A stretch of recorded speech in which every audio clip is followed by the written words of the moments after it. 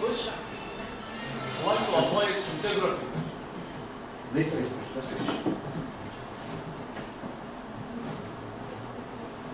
Fine. 6 months later, patients have hyperparathyroidism. pH can back 1,500. What I did to them. After removing 3 glands. Here, you need to localize it. You need to know where it is.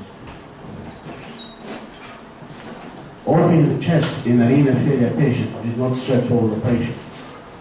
Here you got cracky bones, healing power of the sternum spool. We end up by estomolitis. You need a cardiothoracic surgeon who knows how to open and close the chest for this half-dead patient. Very sick patient to deal with. You don't need to take any chances. You have to maximize your success by good preparation. Thank you.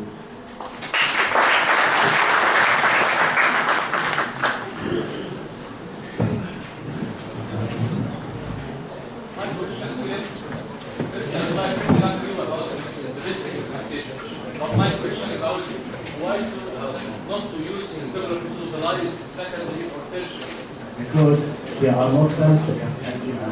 If you look at the slide, 30-40% sensitivity. And we show 1 gram, 2 grams, but not 4 grams. What is the situation if you lost 1 gland? I mean, basically, you know, the glands are there but not picked up by the scan. So it's useless. Identifying 1 gland is not an answer. This kid will have 3 missing.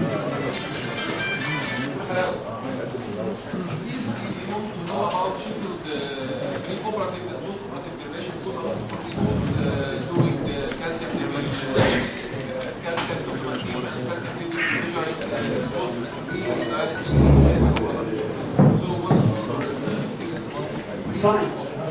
Basically, actually, you check calcium every 6 hours and you get calcium every 8. And before the operation, we load them with alpha calcium. 2 micrograms to 3 micrograms daily. We try to avoid the hypercalciuric post-operative, but still we get it. And when you get it, you check it with IV calcium. And then we, the patient with IV calcium, give him oral calcium.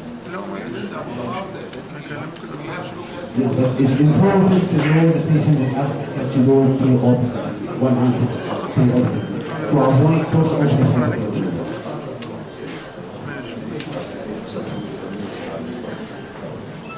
Avoid localization of this high-risk patient and the chance of illegal surgery is difficult in this patient. Why you refuse the start to localize, especially intrathoracic localization and the malignancy? The second thing, are there any modalities like interventional radiology to mobilize this gland in reduce surgery or any trials in the world trying to reduce this modalities? Thank you, Dr. Actually, embolization never tried. You know, if you do selective venous catheterization to check the PTH, it will tell you lateralization rather than localization. And big difference between lateralization and localization. Lateralization will tell you which side the gland is, but it will tell you where the gland is. It's here or down there. Well, to tell you the gland coming from its gland to the right side or left side. Fine. It's a very tiny blood supply. You can't detect it. Even sometimes there is no artery to tie, just the areas. And you compress them and you stop. It works a different vessel. And what was the first question? Why you do localization is a very session. If you do a scan, if you do ultrasound scan will work because the bone is in front of the, you are scanning the ultrasound scan, you are scanning the bone because the sternum in the way. Maybe scan, sensitivity is low. Will not pick up, I would say 70% chances of not picking up the ectopic parathyroid. postpone to the second look. We will be left with one gland only. You remove 3, most likely there's only 1 left. Sensitivity is higher if you have 1 gland. If the sensitivity is higher in single gland disease. Cilium technetium subtraction, is it used now or? No, it's still used. The baby scan, yeah. Yeah, absolutely. It's still well used and sensitivity is high in primary and single gland disease. Redo.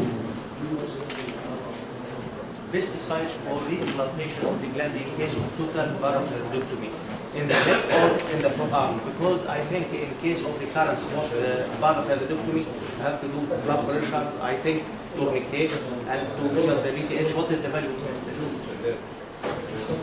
What you need is healthy muscle, whether in the arm, leg, I do it in the neck.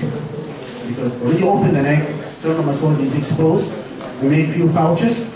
I smash the glands. A tiny bit of the gland equivalent to 50 milligram,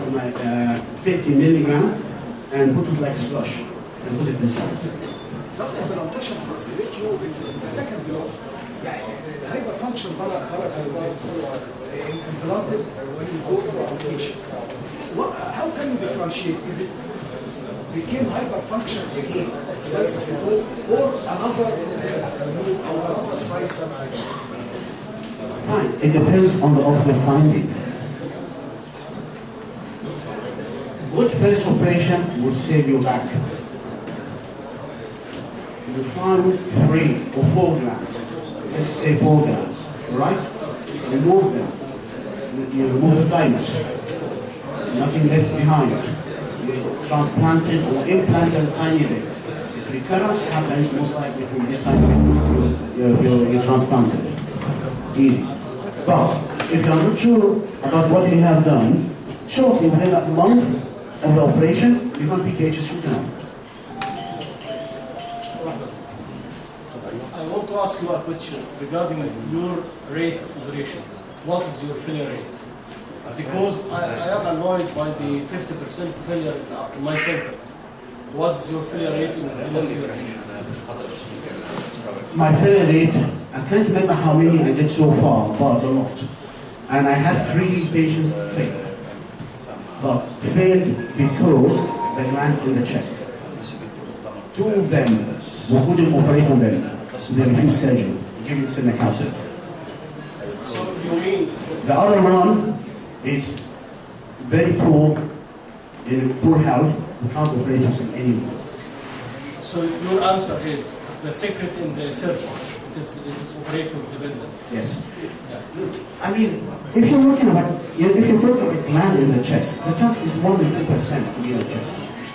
So if you cure 98% and you're left with this 2%, which is difficult to cure because down in the chest, is a good success. Yes. No one will get 100% success. But 50% is 50% is too high. Maybe thyroidectomy is ignored. The interthyroid gland as well. I think 1 to 2% interthyroid. In case of, if I found 3 and I couldn't find the 4th one, I would slice the thyroid gland, usually the lower one, and I make cuts. It bleeds a bit, I will section. Bleeding doesn't worry me. As a surgeon, I don't mind. And if I'm missing a gland, I don't mind.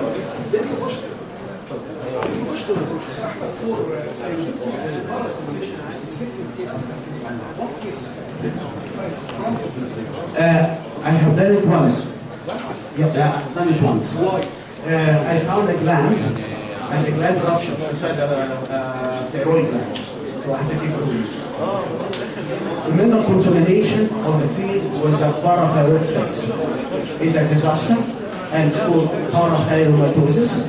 So, like malignancy, seedling of parathyroid cells all over the place. Recurrence is guaranteed. Treatment, no, you can't do it. So I've taken the loop to make sure the field is clean without having any parathyroid cells seedling all over. One side, yes. Usually the side, you can go. If you are not sure, if you think that you look careful all around, and you couldn't find the fourth one, you can do a hemithyroidectomy. Oh, that's fine. But remember, this neck cannot be visited again. I mean, you can visit the neck for thyroid surgery. Redo, no problem. It's difficult, yes. But the way we do the parathyroid, you just sit the recurrent laryngeal neck or a larynge. You move around the trachea, you put your finger down, you go to the other side. So there is no chance for you to come back again. Injury is guaranteed. Thank you very much, Dr. Rashid.